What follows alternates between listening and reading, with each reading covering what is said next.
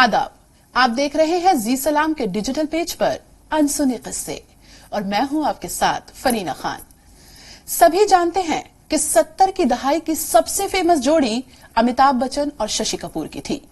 70 के दौर में दोनों ने एक साथ कई फिल्में की और हमेशा शशि कपूर अमिताभ बच्चन के छोटे भाई के रोल में ही नजर आए, सिवाय एक के, सिलसिला 1981 में रिलीज हुई थी, जिसमें शशि कपूर ने अमिताभ बच्चन के बड़े भाई का किरदार अदा किया था।